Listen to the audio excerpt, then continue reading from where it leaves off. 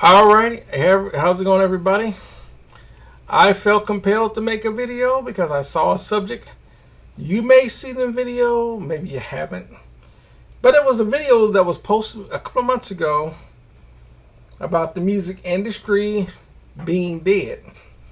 And there are a lot of people posting videos for the last few years that the music industry has died. Or, the music industry is dead, the music industry is dying. And the problem, well, it's not really a problem. The issue would be more of, we've always had this well,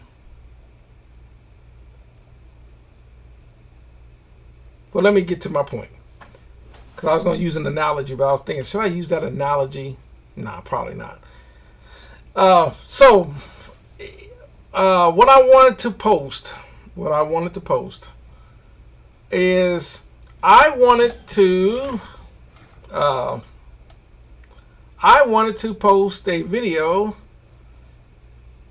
clarifying my thoughts on people saying the music industry is dead or is dying. And I'm going to say this again. I have to reiterate this.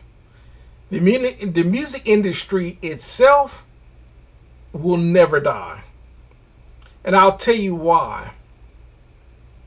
As long as there are people still learning to play instruments, and for the most part, the main instruments that most people that are learning to play for entertainment purposes is always going to be drums, guitar, bass guitar, and keys.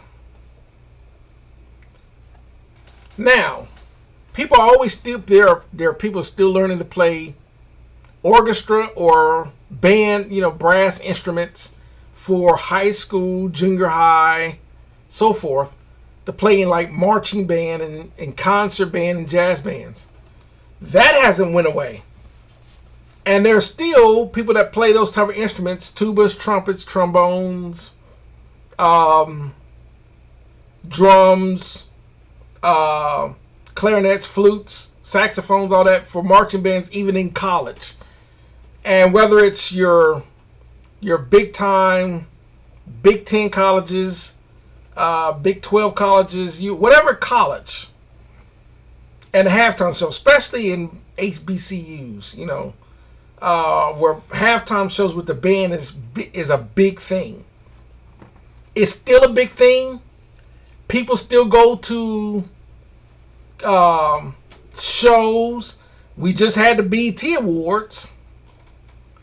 There's always some sort of award show where there's artists entertaining people. There's still in a lot of cities across the United States and even overseas where there are bands that play in nightclubs entertaining people.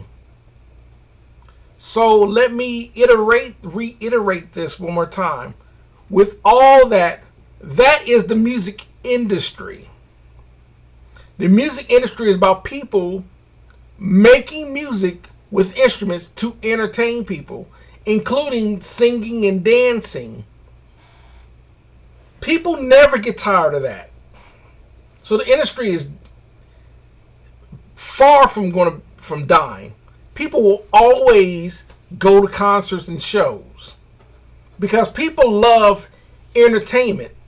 Music industry, including musicians that play in church, that even though in a worshiping setup, it's supposed to be a worshiping setup, but it's really kind of like a very, very short musical concert every Sunday. Depends on your church.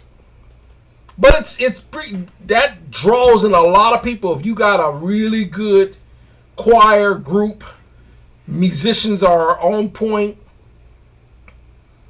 that you're entertaining technically.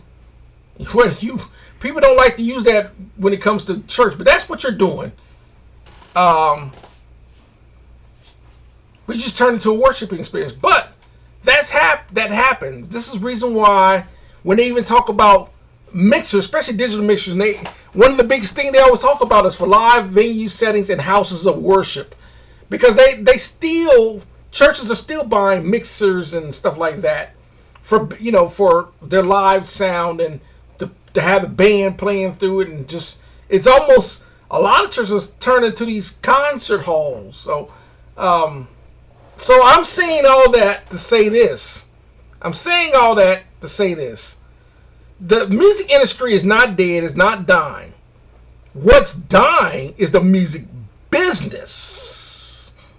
And anytime we talk about business, we're talking about money and how money is made and distributed. That's the problem. That's what's changed. And there are people, and unfortunately, there are still a lot of artists. There's still a lot of artists that think that the old system was the only way for them to make money, even though they were getting screwed by the old system. I don't know about y'all, if I had a record contract with a major label, there's no way in the world I would be glad there's no way in the world I would be sad or upset the way the industry has collapsed it, because it was never beneficial to artists. The only business model that was beneficial to making money for artists, or making money, was record labels. Record labels are the ones that are in panic mode because the 80+% of their profits came from record sales.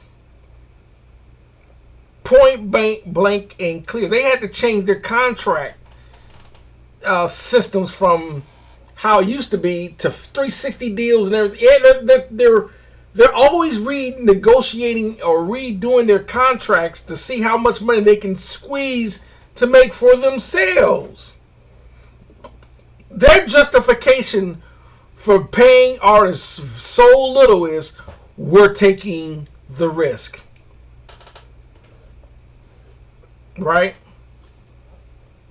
Music is always a risk for everyone involved, not just the label, the artists, the producers, songwriters, because a song, which is basically an idea,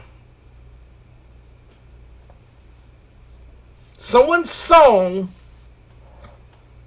and a lot of times a song idea can be great from the songwriter's perspective. I got this idea.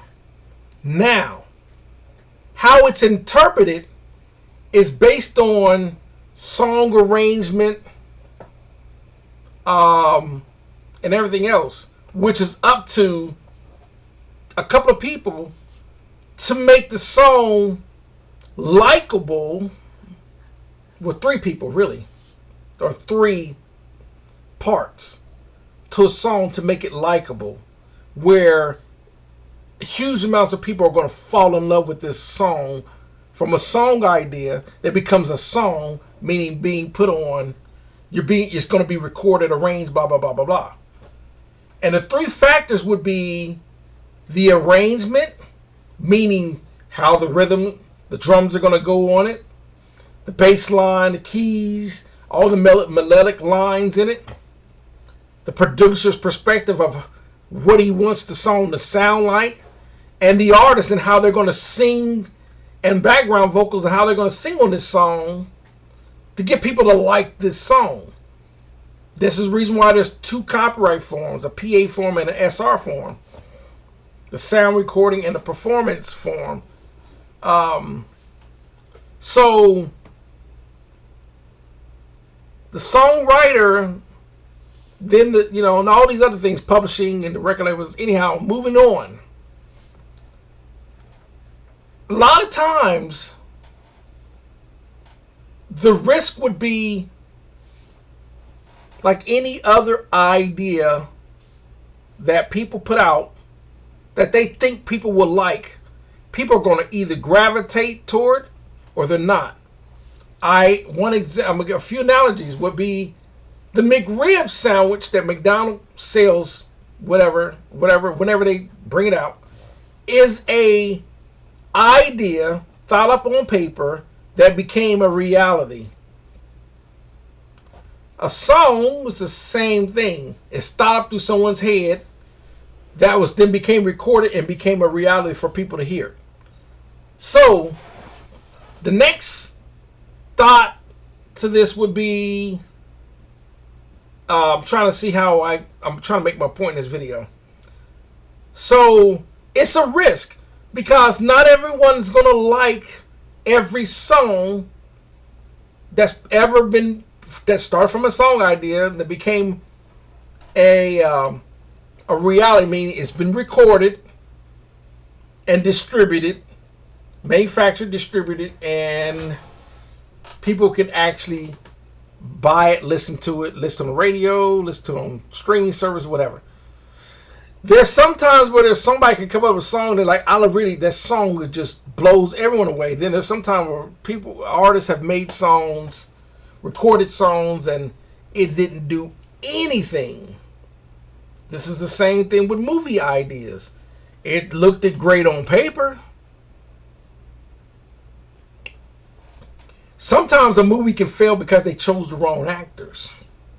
The actors couldn't sell the parts they're playing. It wasn't believable.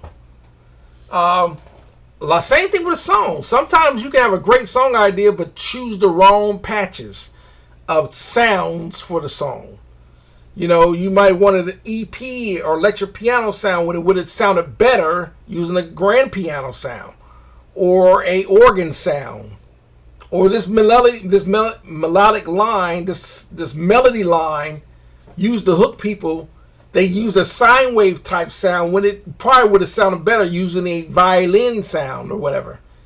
That can make or break a song. A rhythm, even a rhythm. Chose to use a standard drum set sound, your basic kick drum, snare drum, hi-hat, acoustic drum set sounds for this record when it would have been better using sample drums, synth drums, an 808 or whatever. That could make or break a song. The drums, the bass line pattern, even the bass choice. This song would have sounded better using a Fender bass sound than using the synth sound from a keyboard.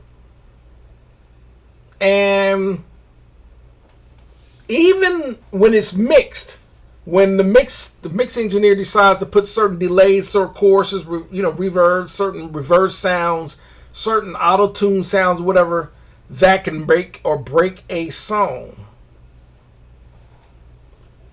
And that could be the difference between that song becoming a number one, including the arrangement of the song.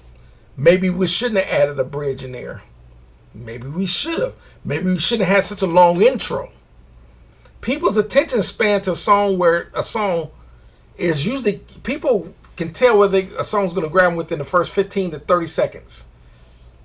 They gauge most songs they're going to like within the first 10 to 15 seconds. Even the way the arrangement could be on point. The drums are right, the bass pattern, the keys, but the way the vocalist sung the verse could make or break a song. One example would be, let's say it was the moment I saw you, right? Let's say that's the words of a verse. It was the moment that I saw you, right? Or it was the moment that I saw you. That second one could be the point where people like the song versus it was the moment that I saw you. People might not like that verse. It was the moment that I first saw you, or whatever. Even throwing a little harmony parts on saw you, saw you, saw you. those little ideas, the way songs are expressed, can make or break a song, right? So all that matters. So what's the point to what I'm saying? All this is, it got to the point where songs were being created because the record labels were forcing artists, because our artists were on contracts, to make so many albums that would make or break their career with a record label. Well, some record labels artists would get either shelved or dropped, even in their first album, because it just wasn't doing something. It's simply because the artist may or may not known that it could have been something, a song that they went and recorded could have made the difference between, it was the moment that I first saw you. They sung that line, which made people turn their music off. Versus, it was the moment, the first time I saw you. The second line might grab people, right? And they be like, wait a minute, hold on, let me listen to that more. And they start, yeah. Because people, like everyone watching this video, everyone knows when you play a song, when it grabs you, you're going to listen to it. Wait a minute, oh, I like that. Hold up, wait a minute. Oh, I like that. Oh, yeah, that's fire. Yeah. Oh, versus, nah, I'm not feeling that. Nah, I'm not. Nah, I'm turning it. No. Next. Those 15 to 30 seconds can make or break that song. Even though some songs can grow on people.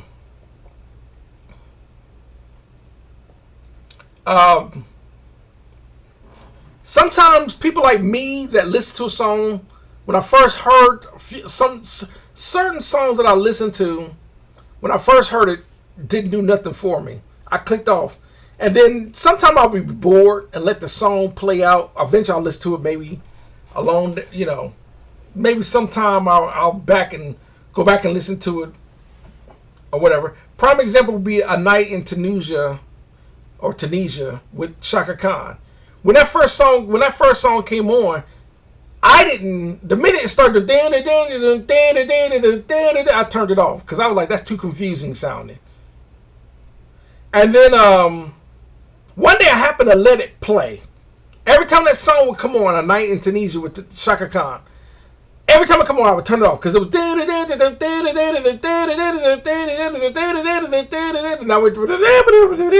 And I was like, no, I'm gonna. And then one day I happened to just let it play. And then when it kicked in, I was like, oh, wait a minute, I like this. And then I fell in love with the song. But sometimes that can be too late. And that can happen for quite a few songs. Sometimes the punch comes in a lot longer than it should. Or sometimes it just depends on the mood of people. So say all that to say this. This is the reason why people kind of got fed up with buying albums. And they would buy an album, would have one or two, maybe three songs on it. And the rest of the songs they just wasn't feeling.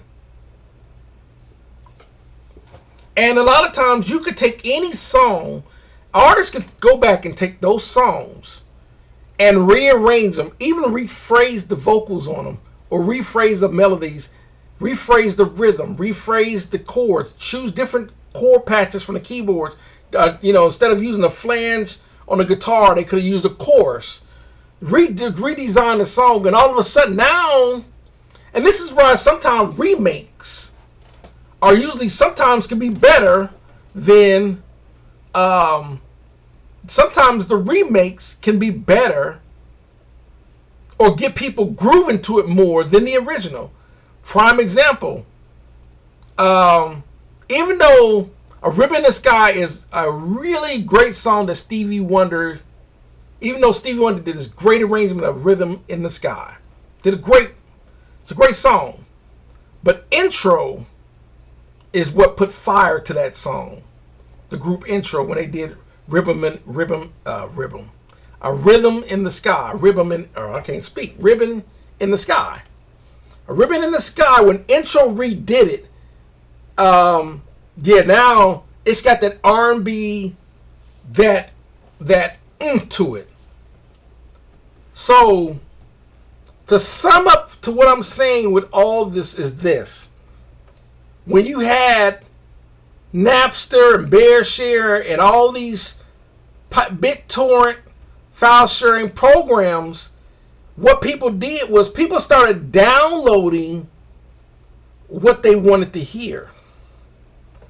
And that started the whole downloading, streaming, and listening to I just want to hear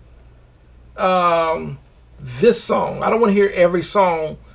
Because a lot of times if you go back and listen to a lot of your classics, sometimes the best of, in other words, sometimes that's what people want to hear. They just want to hear an artist. Let's say an artist did 6 albums and they got 2 or 3 songs from each album and they made the best of. Those are the best of that particular album.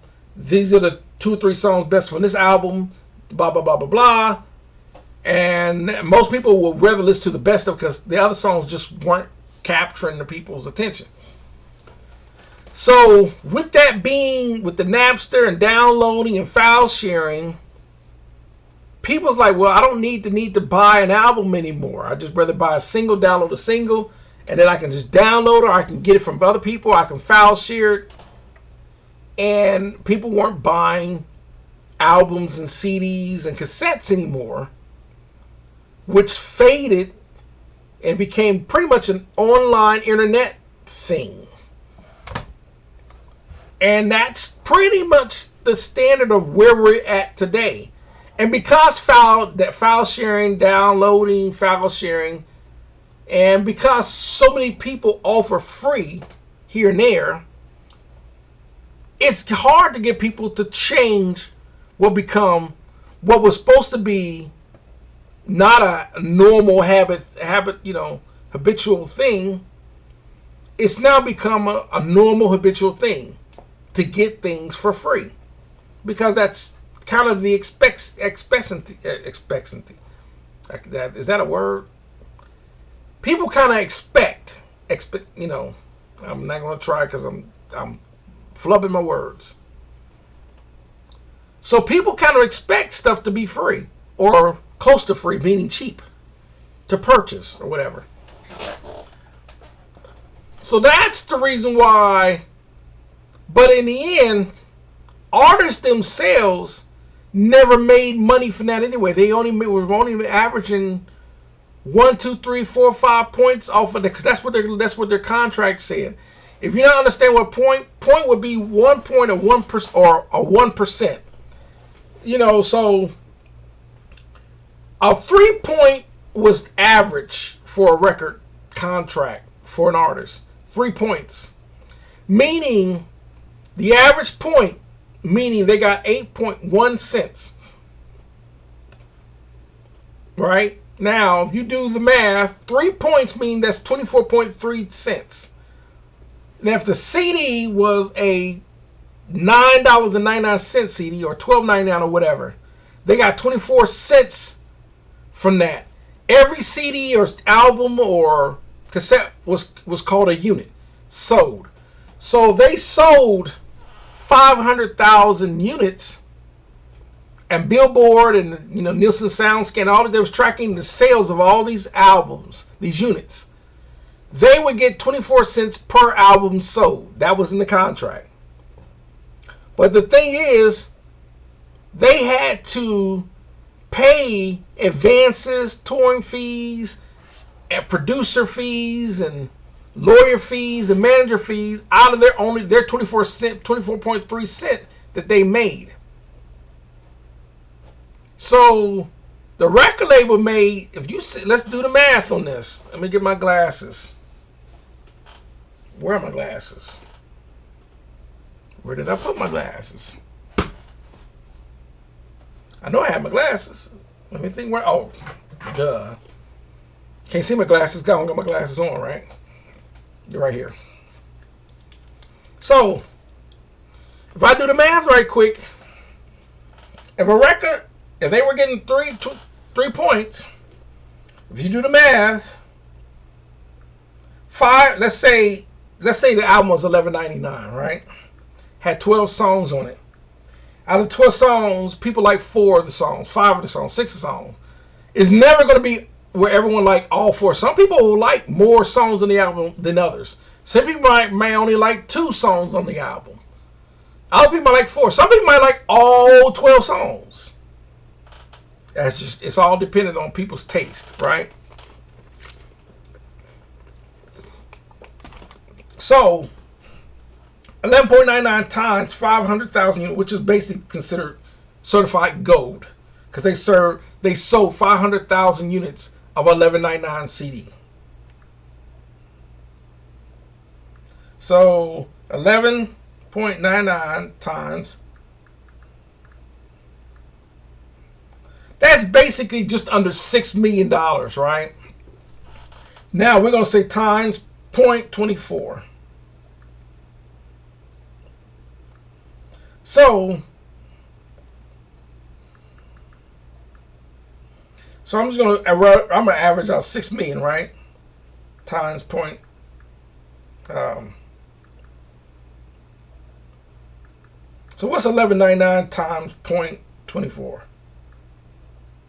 $2.87, right? Or 24 cents. I think it's less than that. 28 cents. So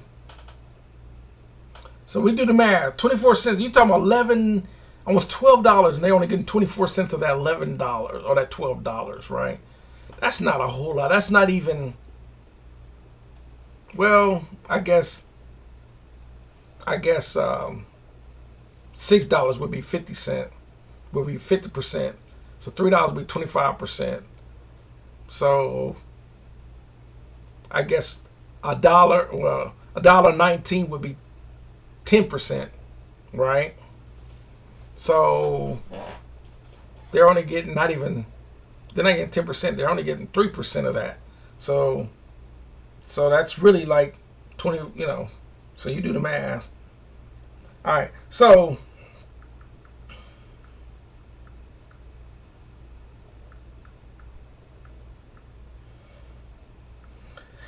we're gonna do the math.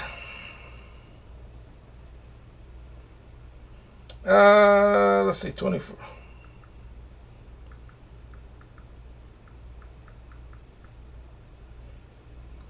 All right, times 500,000.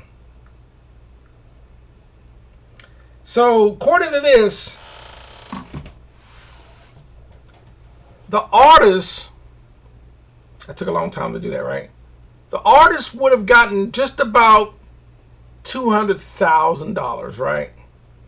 Out of that 6 million, they get about 200,000, but they still owe the $250,000 advance that the record label gave them, because the advances are recoupable. So they're still $50,000 in the hole, but they still owe their music lawyer $30,000 or whatever. So the only way, and a business manager, and and road manager, and artist manager, and producer, and so the only way these artists made money was to tour. So they would have to sell out concerts. Now, if this artist is an extremely popular artist, they become extremely popular, i.e., Usher, Chris Brown, Michael Jackson, Prince. I mean, they become, Boys to Men or whatever. They blow up to become really, really popular artists because people really like that artist and the music they're making. They can sell out concerts that can make them millions of dollars touring, which will allow them to not only pay back all the expenses they owe the record label, now they can actually live like artists. I mean, they can have a nice house, nice car, nice clothes, because they're making their money off the touring, but they got to tour 300 tour dates. They're on the road all year, right? Touring, So that's the only way most artists, unless artists were smart enough to negotiate in their contracts, we own writing and we own publishing. Now they can flip the script because Now they own the publishing, different video, and they own the writing, different video. Now they won't be nowhere near as broke as an artist that don't own publishing or writing. So this is going to sum up the video. Once again, I know this is a long video talking about the industry because it's 30 minutes. But I just want to put that out there. It's not the industry that's dying or died. It's the business and how people are making money. Mainly, the music industry is only dead, or the music business is only dead to record labels. They just can't make the money now. Which means a lot of the record labels had a lot of people working for them, which means when the record label has to shut down, all those jobs go away. Different video. But that's what's going on with the music industry. People are still going to shows. People are still going to concerts. People are still going to award shows. People are still going to clubs. People are still seeing live bands and everything else. That's not going away. People still go to shows. They still go to shows and concerts. It's just the record labels can't make money and be greedy and make that mass amount of money like they used to.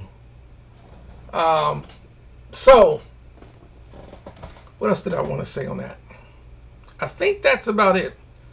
Yeah, that's about it.